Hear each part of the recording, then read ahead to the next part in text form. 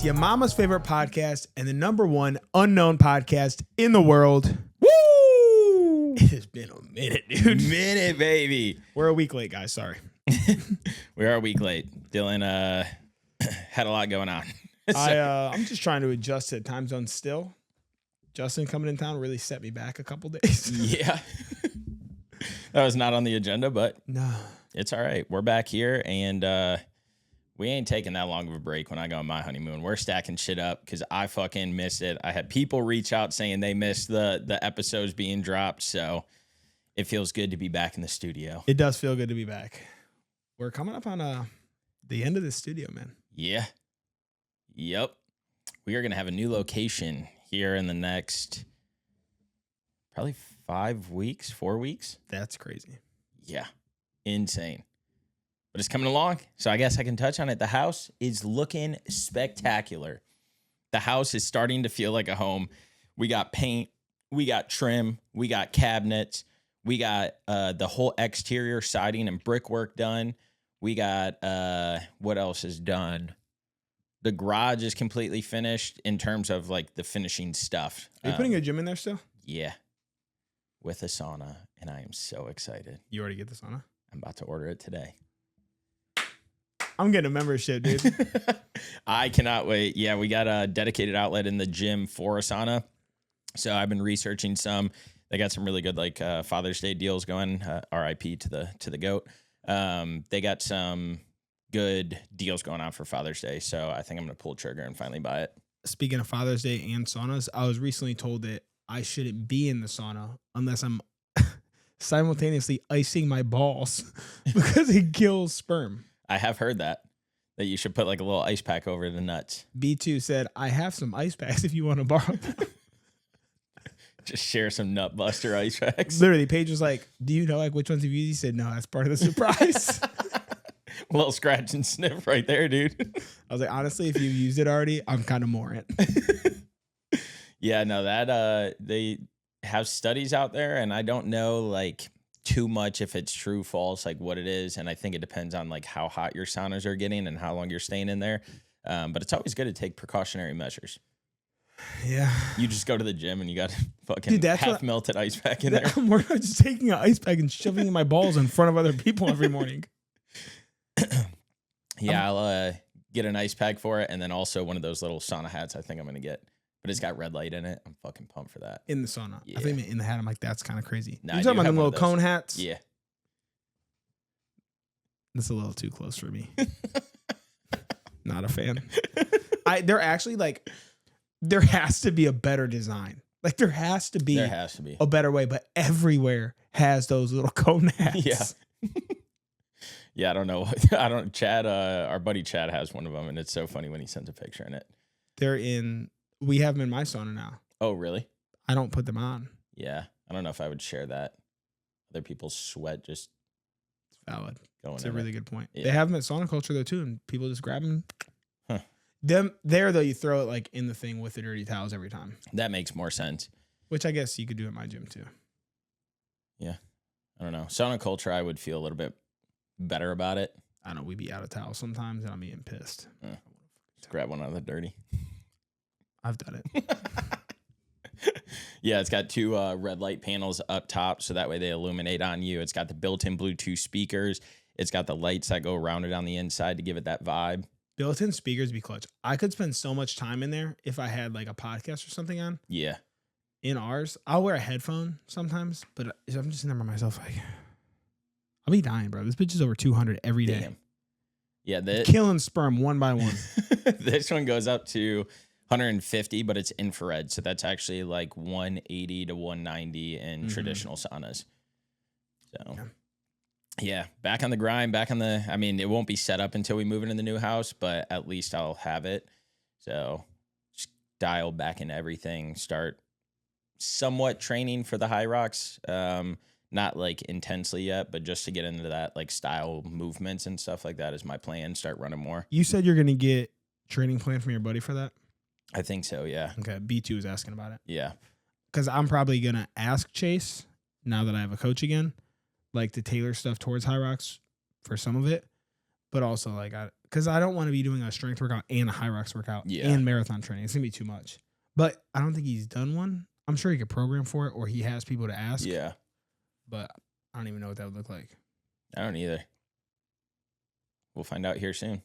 Very they should soon. be opening soon because they just released the dates for the November ones, the ones that are in like Dallas. They and released shit like the that. date of when they go on sale.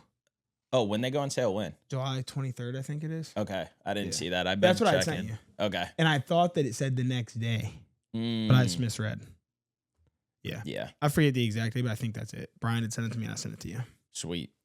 Yeah, looking forward to that. But yeah, I want to get back into like a little bit more cardio. Just been like going to the gym, and I feel good physically, stuck to all that stuff. But I just want to start getting back to running and I guess what is it? Ski erg soon. Rower. This was the week that was supposed to be the start of the great lock in 2026, and didn't happen that way. No, Dairy Queen, drinking. Yeah. Shit happens. It does. But that's why it's all about balance, and that's what we preach. I ate a trash bowl. Yep. No, but I actually didn't do horrible on the honeymoon. We were walking a shit ton, so like I knew I got steps in. And I worked out at least half of the days, maybe more. Mm-hmm. And we got that sauna package, so every time I worked out, I was in the sauna at least. That's nice. So there was enough activity, but I can see it different. I don't even know though. Like sometimes I feel like it's in my head because I can mean I'm like, you actually don't look that different. Mm-hmm.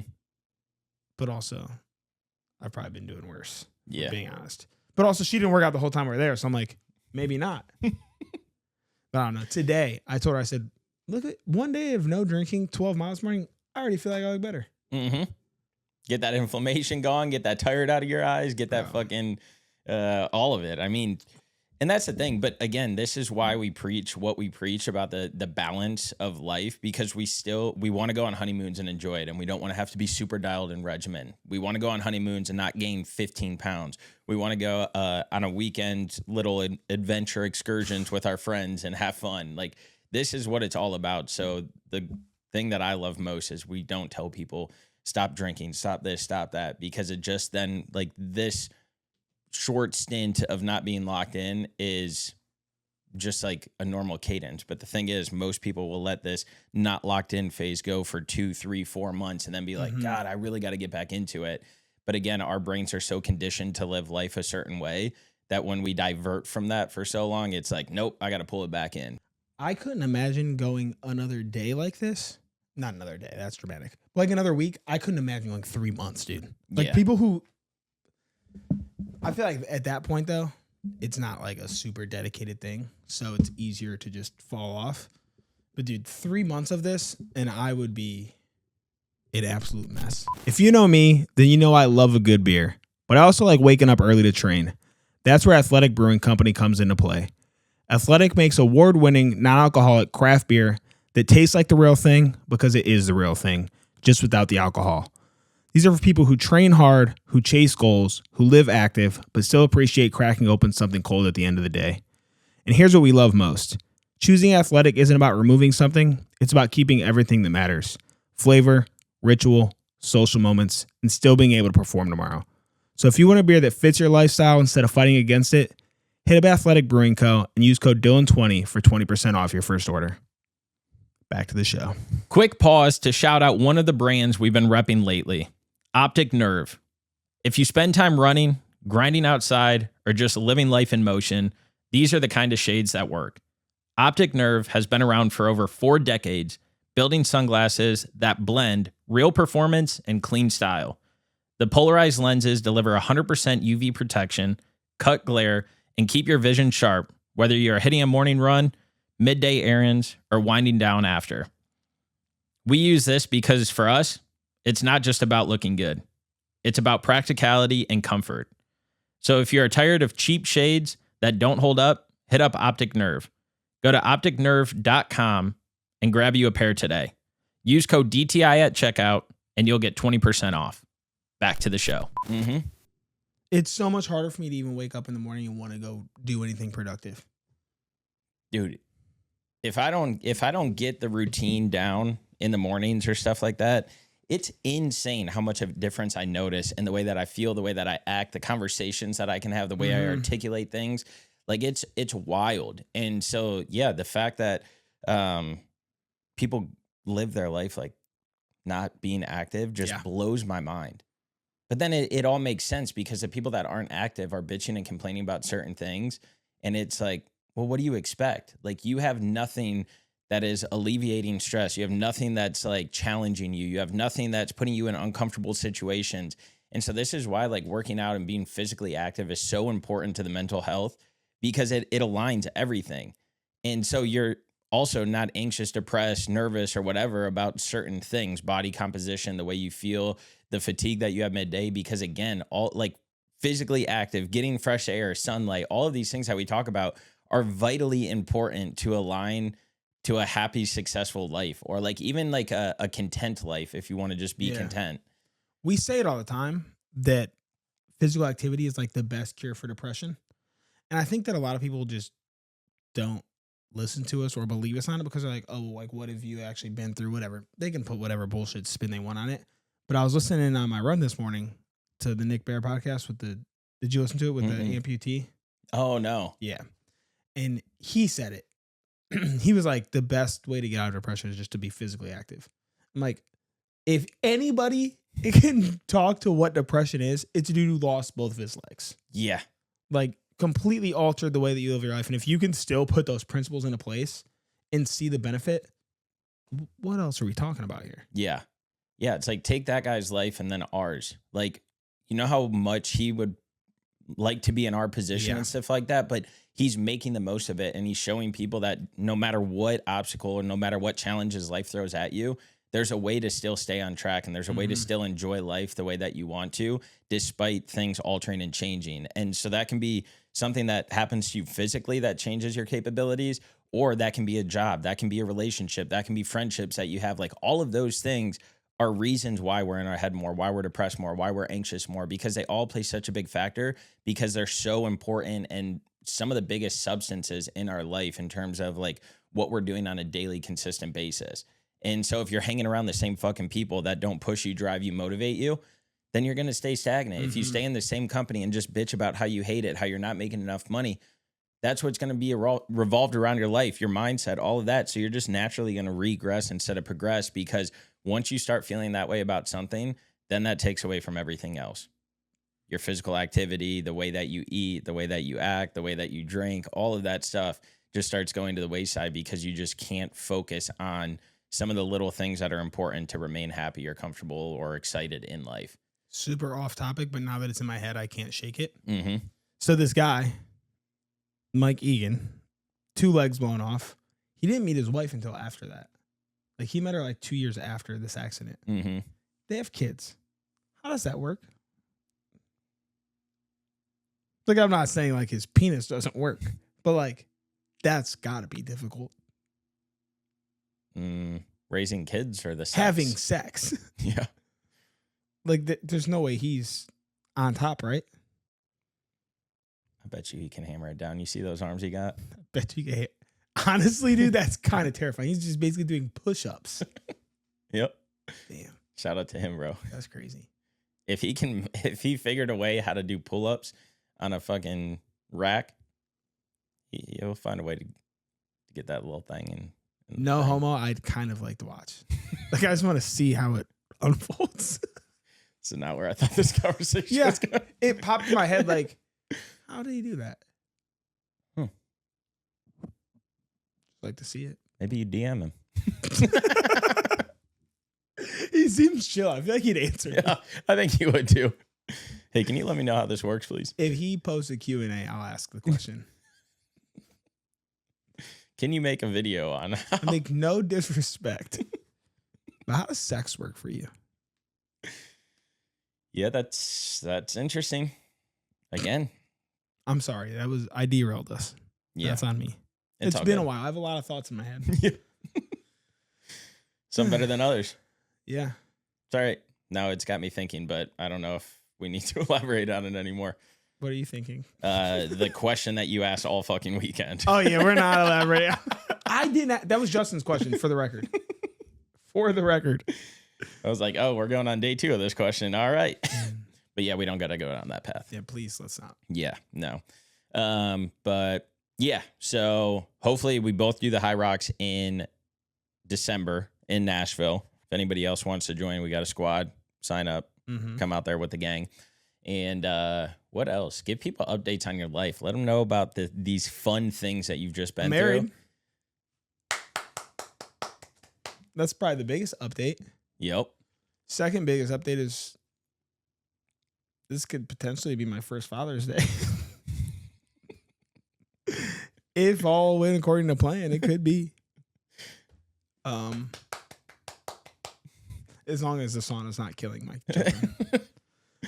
What else we got? I mean, dude, the honeymoon, like I still feel so overwhelmed with it. Like I just got all of the photos on my phone because Mandy had so many. 3,000 photos she dropped into an album so I can go through. Because I'm like, I want to make a post. Yeah. But I'm like, also, how do I go through this many photos to choose what I want to post? So I think I'm going to have to make multiple posts. But I don't even know how to break it up. But it's like, everyone keeps... we talked about this yesterday, me and Mandy. We're like, we need to find something. Because everybody keeps saying, what was the best part? What was your favorite part? And like, everything went so well. That like, nothing is like the absolute standout. Mm-hmm. Which is partially because everything went well, but also partially it's a blur. Like it was so much all at once, and like coming off of the wedding and everything, like it was like my mind just stopped working, and now there's just so much stuff back to back to back to back days. Like coming home, I've only been home for a week. Like I don't feel like I've even had time to process it. So people keep asking me, I'm like, I don't know, it's fun. Yeah. I mean, you got to see some of the most beautiful places. I mean, I would say, just speaking out loud, like beautiful places in the world, like you got to experience some of those. Did you and Mandy take time to like, while you guys were there, like in those bungalows where you got the water and the sharks swimming underneath, you can see through the floor. Like, did you guys take time to like sit out there and just talk about like the next stages of life? And you don't have to go in depth if you guys did, but I feel like those are moments where you could just sit out on the balcony, the porch, the walkway, whatever, and just like dream because of the scenery and everything. We had like so much that we wanted to do when we got there. And within the first 30 minutes of being on that resort, we're like, let's start canceling some shit. Because like, I just want to take this in and just like relax. This is the last couple days. And this was where?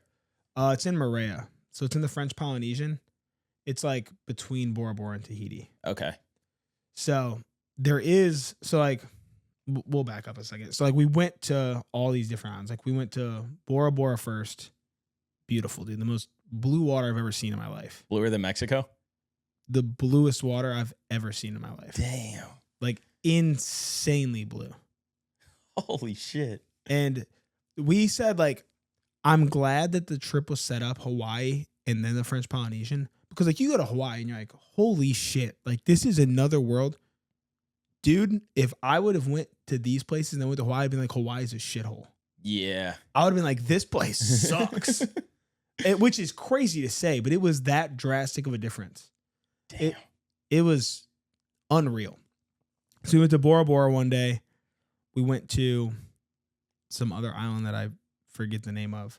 But it was, Bora Bora didn't even have a lot to do. It was like the beach. They have one public beach. We ended up going on like a boat tour of the entire island. We went around. That's where, cool. Like we swam with sharks and stingrays. We had like fruit out in the water. He took us to like this coral garden. And the dude we had was sick. He was probably like 60 something years old, a local. And he's like jumping around, flipping into the water, swimming with these eels and shit. It was wild. So the next island we go to is nothing on this island. Like nothing to do. So it's like, unless like you have an excursion set up, there's really not much.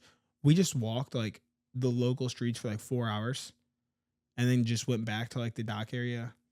There was like one little restaurant right where because this one, like the main boat stays out and they have to boat you over in small ones. So we ended up like sitting at like this little French cafe, had like an appetizer and some beers, and then went back to the boat early. Dang. Because like it's awesome. Like there's nothing to do. Like unless like you have a car on this island, like there was nothing. So then that night, I meet this guy at the bar on the ship. And me and him Mandy's getting ready for dinner, so I just went up to the bar. I had a home bar there. Mm-hmm. The bartenders like knew me every time I came up, dude. Yep, that's how it should be. Yeah. And so there's only 6 seats at this bar too. And somehow I always had one. And so me and this dude are talking. He's like, yeah, I'm from Maria. My wife is from Bora Bora. When you get there, you should link up with my son. He does a tour, like a tourism thing. So like boats, jet skis, ATVs, like whatever you want. Like he runs tourism on the island. Mm. And so we're like, cool, but we already had plans. We met up with another group on the boat, and they were like, we're getting a boat out to this private island. You guys should come. I'm like, all right. So they just told us like what we owed. And we get off the boat. It's the dude's son who's running our boat to the private island. I'm like, oh, no shit. Because his son was on the boat too. And what a small world. He brought him over and introduced him later. I didn't realize it was his son at the time. I just thought he knew him from there too. And so then the next day I'm like, oh shit, I didn't realize that was your dad. He's like, yeah.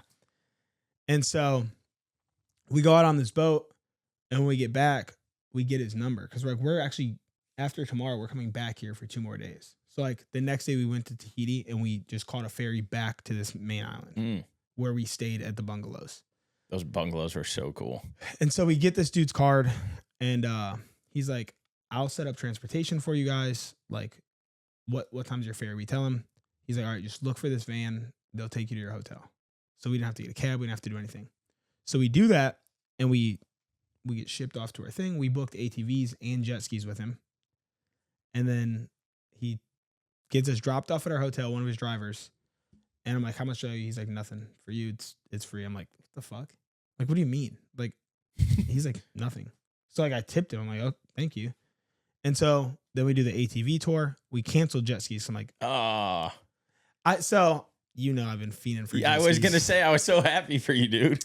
And I didn't want to cancel them, but I was like, we've done so many water tours already. Like, it's going to go to these same things that we just did the other day. We're going to go see the sharks. We're going to see the coral gardens. I'm like, it's cool, but I want to go on a jet ski where I can just rip a jet ski. Yeah. Like, I don't want to have to like follow this guy around. Like, I'm trying to rip a jet ski.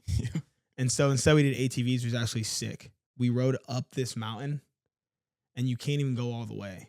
So like you ride up, and then like you just walk up like the last 10%. This thing was steep. It was just, there was a truck up there. I don't know how it got up there, dude. It was crazy. But you get all the way to the point of this island. So like the island is in a volcano, basically. Like you can like see where they're all at. Like it was an old active volcano. And so you drive all the way up, and it's just a 360 view of the entire island. Like you're at the highest point, and you can just see everything. It was really sick. So like this dude like just basically hooked us up. He comes and picks us up to take us back to the ferry the next day. He personally came and got us. He's like, oh yeah, I saw it come through. I asked my friends, I'm gonna get him. Wouldn't take money again, dude. And it was like a 40-minute ride. Oh, damn. He told us he was at lunch with his friend, and he was like, just a handshake. So I put the money in his hand, like trying to just give money. He's like, no. And I'm like, at some point, I'm like, I don't know cultures. I don't want to be disrespectful by trying to force money on this guy. But it was like, we got like a local view of this island, basically. Like, if I went back, I'd hit this dude up. That's dope. It was sick. Like, we got all these little local restaurants. Like, everything there is so different on this island. Do they speak, and this is just me being naive, do they speak English well? Pretty much everyone does. Okay. Their main language is French, which I'm not fluent. No. Can't understand a thing. Thank you. But yeah, they're all, especially like him and his family, like there's like a little bit of like a accent to it, but like they know exactly what they're saying. That's dope. This is the intel that I needed from the honeymoon, because I just was like fiending for some of it. But like you said, like stuff like that, one, you're super present with you and your significant other. You're coming off of a very intensive wedding planning process, just a lot. And then you leave a couple days after, you're social beyond belief, saying hi and thank you to so many people. So that's good that you guys got to go there and just have what felt like a fucking month time together. It was just over 3 weeks, or just under 3 weeks. Yeah. So, I mean, it basically was. I was like, this dude needs to come back. I need to give him a hug or something. Like, where is my buddy at? It was sick, but it was a long time in. But like, genuinely no complaints. Like, we talked about it though. We were like, this is such a different way of life. Like, in talking to that guy, his grandpa like used to run tourism on the island. And like the way that it works there is like, when you die, it's not like you can't just say, I want my son to have all this. Like, it gets split up between your kids equally. So he's like, he had 14 kids. And then it went down to like his dad's dad, or like that was his great grandpa. Then it went to his dad's dad who had 11 kids. And so he's like, he just keeps getting spread thinner and thinner every generation. He's like, I don't have kids because we can't keep thinning this thing out. Jesus. But like, so now like they all like just run different stuff on the island. Like it's basically like he was pointing out, he's like, that's my grandpa's place. Like this is my uncle's place. And it's like they basically run the entire island. And it's just such a different way of life, dude. Like it, at some points, like you get annoyed, like when you're on these stops, because you're like, dude, this is taking forever.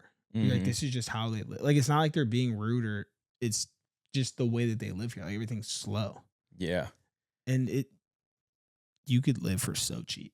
Really? I was like, yeah. I was like, we were talking like, obviously everybody does. Like, should we just fucking pick up and move? Like they have nice places. Like there's new stuff going in. I'm like, I'll just do manual labor. Like the one restaurant we went to, they're open from 11 to 2 or 3 every day. That's it. And then they just shut down. We went there. It's in her backyard. Really? We said, do you have any beer? And she's like, yeah, I could do that. Went inside and got her own beer out of her fridge. Cause like they don't just like have a tap at this restaurant. Cause it's like her place.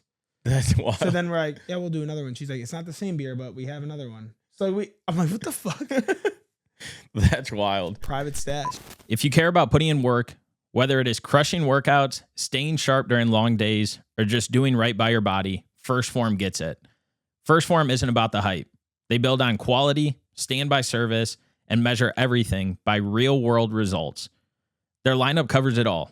Top-tier protein powders, clean pre-workouts, vitamins, green support, and energy drinks. Even apparel for lifestyle. My go-to, their flagship protein and their clean energy drink. Perfect for after a tough session or to get dialed in for a long day. The energy drink drops 200 milligrams of natural caffeine from green tea, has 0 sugar, electrolytes, and nootropics for focus, all without the crash of traditional energy drinks. So if you're done settling for mediocre supplements, if you want stuff that's built on intention, integrity, and performance in mind, check out First Form. Head over to firstform.com/DTI to browse their full stack and see what fits your goals. All right, let's get back to the show. If you care about staying sharp, energized, and ready to perform, Ketone IQ might be for you. Ketone IQ delivers clean, stable energy without a crash. Unlike caffeine-heavy picks, Ketone IQ uses exogenous ketones that raise your levels, giving your body and brain a different kind of fuel. What that means for you is sharper focus on early morning runs, better mental clarity when you're working or grinding through long days, and sustained energy without the jitters or sugar crash. If you want to try it out, head over to KetoneIQ.com and use code Dylan30 at checkout. You'll get 30% off your order. Back to the show. Do you notice that those people, because you said it's slower, can you sense that they live like more peaceful lives and not like as stressful? Or they were the friendliest, most helpful people to tourists I've ever seen in my life. Like usually like the locals get like you can just tell, especially like in those types of places, but like tourism is their economy. Yeah. Like when the boat comes in, like the cruise ship, they're like, we shut everything down for us. Like we are here just for you guys because this is how we make a living. Yeah, it's so wild. When I went on that cruise and I came back and I was like, dude, it just gave me like a different appreciation of life, because you see how, in my sense, like different countries or areas live, and it's just like mind blowing. But again, like even though they had worse situations than us, they were the happiest people in the world, and they just showed appreciation for the littlest things. Yeah. And I'm like, dude, in America, somebody will complain because they don't have a $100,000 car and they have a $70,000 car. That's what I told her. It was like, you step back and like, you realize like all of this shit that you take for granted. Like, and they don't know any better. It's like, they're just so happy to have anything. Yeah. Yeah. It's just so sad. Like, I wish that we as Americans and like even ourselves, like we get caught up in stuff. Yeah. But like, this is why the 5-year journals are so important to me, and why I think we talk about them so often, is because like it gives me time to like stop and think about my day and be like, oh, nothing big happened. But it's like, no, dude, like I woke up healthy today. I had a really good day. Lo and I went and got coffee here. Like it's just those little things that brings so much gratitude and satisfaction to life when you actually can start appreciating them. Yeah. Instead of just looking at life as this one big picture, because it's not. Like, yes, we're all striving for stuff. We're all like dreaming of bigger. We always want more and all this accolades and materialistic things. But it's like at the end of the day, you got a roof over your head. You got a car you can drive. You got somebody that loves you. Like, I've said it on here before. Like, if we really step back and like said, like, what does my perfect life look like? We either are living it. There's a lot of days that we live it already. mm-hmm. But also, if we just gave up half of the things we want, we'd probably be way happier. I think we just get caught up in like this idea that we have to have more. We're like, oh, I'm already working, so like I have to do better so I can have more, so I can do this and that. And it's not always beneficial. Like a lot of it's just self-serving over anything. Like we could all live with less. Yeah. Way less. But like who's willing to actually give that up? And that's where like the hard part of it comes in. Cause like the reality is we know the life we want to live and we could live it now. I'm not saying like give up on all of the things you're striving for, but like reframe them. Like, am I striving for it for the right reason? Like, what do I want to do if I achieve this? Or is it just for the satisfaction of I have this thing or people view me this way? Yeah.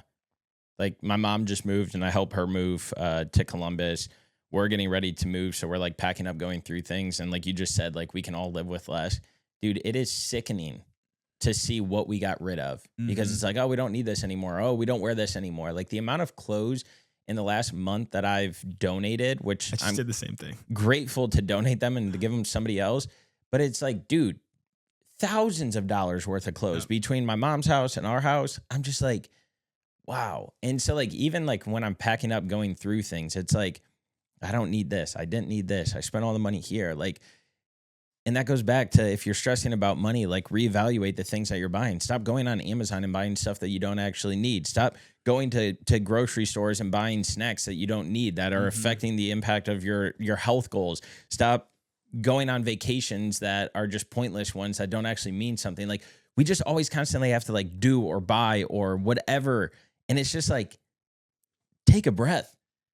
Ask yourself, do you really need something? Is this really going towards what you wanted? Because like, I'm going to relate this to snacks and it seems like it's all over the place and stuff. But like you said, the overarching thing is we can live with so much less. And so we put ourselves in these different positions, financial struggles, fitness, health, mental health struggles. But like one of the things too is like going to the store. Like when we go to the store hungry, we're like, oh, this looks good. This looks good. This looks good. But when we go with like a set list and a set plan, we don't venture down all the other aisles to be like, oh, I can grab this today, grab that today. But like that store or the store analogy that I'm trying to get to is like, if you have mental health goals, if you have physical health goals, like when you go in the store, be intentional with what you're doing. Be intentional with the aisles that you're going down. If you don't need something down the chip aisle, don't fucking go down there and you won't grab one. If you need meat, go there for meat and get out of there. Don't go down the snack aisle. Don't go down. Because again, like you buy that stuff, you introduce it into your environment, and now you're naturally going to consume it, which is taken away from the goals that you have. And so it's even the stuff that we're buying. Like think about the things that you're buying. And is it a one-time purchase so that way you can have this outfit for an occasion? Or is it something that you can actually utilize and use in day-to-day life? But it makes me so sick seeing all of the money that I'm just, and again, I'm grateful because I'm donating it, but just giving away. It's just like, wow. Like that money could have been a bigger impact. Like we were talking before this, just give me the money. Like we could have donated that at church or like whatever it is to like make a different impact in a different way. But instead we just spend it on stupid fucking stuff because it's there. Yeah, it's crazy. I keep hearing it. I've heard this on multiple podcasts, probably in the last few weeks. Have you ever heard, I'm going to butcher it by the way, because I'm going to say it regardless. Have you heard the parable of the Mexican fisherman? Dude, this is actually crazy. Is this the one where he's having a conversation with a person about how much they fish? Yeah, I'll tell it so that everybody else can hear it. But yeah, it's probably the same one. So it's like, it's a Mexican fisherman who lives like in this little coastal town. And there's like a U.S. businessman who's visiting. And he sees this guy coming in with like a great load of fish. He's like, oh, dude, that's a great catch. Like, how long did that take you? He's like, not that long. And he's like, oh, then why don't you fish more? He's like, I have enough to support my family. Like that's all I did it for. And he's like, oh, well, like, what do you do in your time? He's like, well, usually like I'll go fish for the day, get enough to support, and then I'll go home. I'll play with my kids, take a nap with my wife, go hang out with my friends at night, and I'll do the same thing the next day. And he's like, well, what if you stayed out longer and then you made more, and then with the extra, you're able to buy another boat. And then with that boat, you can then make even more. Then you'll have a fleet of boats. And he's like, okay, then what after that? And he's like, well, once you have a fleet of boats, then you can, instead of like selling it through a middleman, you can go direct to the consumer. You can get your own canning, your own processing company. And he's like, okay, then what? He's like, then he's like, he like just goes down this rabbit hole of like all these things you can do. He's like, well, how long is that going to take? He's like, honestly, probably 10 to 15 years, but that's the best part, is that at that point, you'll be able to go public, sell stock for millions of dollars, and then you can retire. He's like, well, then what do I do? He's like, well, then you're able to get a house in a small coastal town. You can fish as much as you want in the morning, go home, play with your kids, take a nap with your wife, go hang out with your friends in the evening. And it's like, we get so caught up in all of this that like, okay, so you want me to go through this whole process for 15 years to live the life that I'm living right now? Like, we make everything so much more complicated than it needs to be.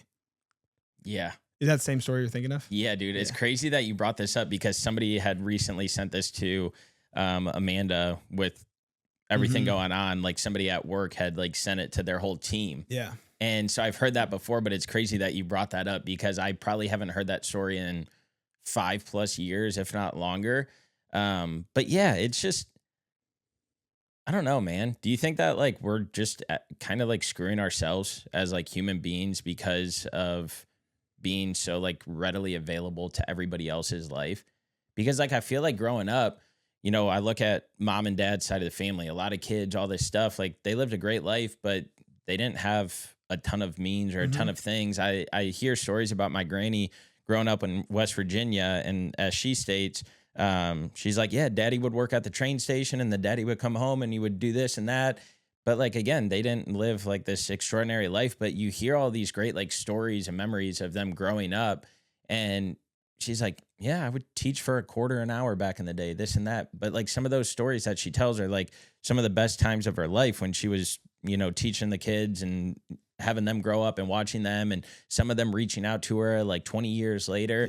Yeah. And it's just, do you think that they were happier back then because they couldn't see everybody's life? I don't know if it's necessarily like that you're happier back then, because like I think that like happiness exists no matter what. But I do think that a big reason that so many people are unhappy is that they have access to so much. Or maybe happy's not the right thing. Maybe because like we're going down, you know, that fisherman, do this, have all of this, when it's like, well, I have all this right now, but it's just a different scale, different house, different yard, whatever it is. And so maybe it's that, not happiness, but fulfillment. Yeah. I think you could go either way, and it's pretty much the same, because I do think that it's just and the stuff we have access to isn't even necessarily true, but our mind doesn't know the difference. Like, we can trick ourselves into thinking that that's the life that they're living when it's not at all. Yeah. Like, it can be very skewed. But I'm obviously there is like beauty in not being able to see everything, but there's also, it makes you close-minded at the same time. Like, you only know your community, like you only know your neighborhood. So like, then you're not exposed to the rest of the world the way that we are today. Like, it's not as easy for them to see how other cultures live, like do all of that stuff, unless you go and you see it for yourself. But like you said, like not everyone had the means, they had more kids. So like, it's harder to do that too. So I do think that it goes both ways, but I think that it's more so like,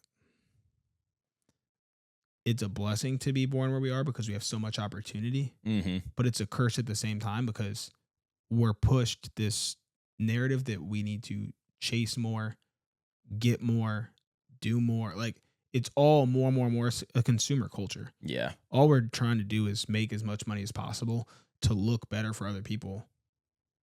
And if you're not doing that, then someone's judging you for it. If you are doing it, someone's judging you for that too. So like, I guess it doesn't really matter because you're going to be judged either way. Yeah. Yeah. I don't know. I mean, like, I won't lie. I love chasing. Yeah. Like, I love chasing more. The chase is the best part. Yeah. And like, I do want bigger. I do want better. But that comes, I think, along with aligning to the right, like, passions and stuff like that. Because if I can chase and this brand builds up something big, whether it's just strictly journal income that's coming in or it's from the personal training side of things, like there's fulfillment there with me where it's like, I know that those are changing somebody's lives. I know that our app is changing somebody's life.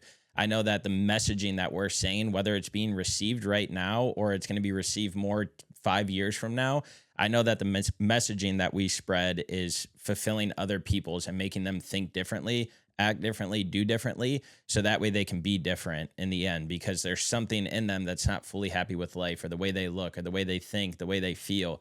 And so if the chase is aligned with what your values and visions are out of life and the impact you want to make, chase all fucking day long. I agree. But if you're just chasing to, you know, get a watch on your hand that somebody's like, oh, you got a Rolex or you got a AP or you got whatever, or you're chasing the next car as a status symbol, the next house, then it's like, I don't know. You get to that, you get that bigger house, you get that nicer watch, but it's like, who's around you and at what sacrifice? Like, I don't ever want to get to a point in life where I'm like, well, nobody's going to come over and celebrate the 4th, or nobody's going to come over and celebrate Father's Day. Oh man, I don't really have a friend that I can go to and talk to.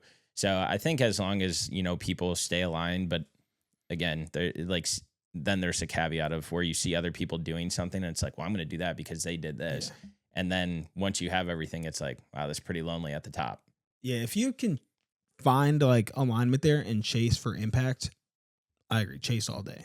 But too many people are chasing for the sake of chasing and for the validation of other people.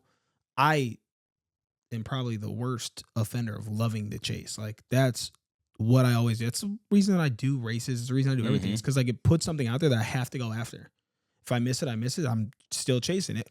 But the thing is, like, if you're chasing to chase, what happens when you get it? We were watching a movie yesterday, and like, it was just some fucking weird rom-com fucking, but like, it was like, it made me ask the question. I was like, isn't it crazy? Like, how much time and effort when you're single goes into like dating and thinking about like this person that you want to be with and this life that you want to build. You put so much time and effort into it, and then you finally find that person, and now you're done chasing forever. Like, that's it.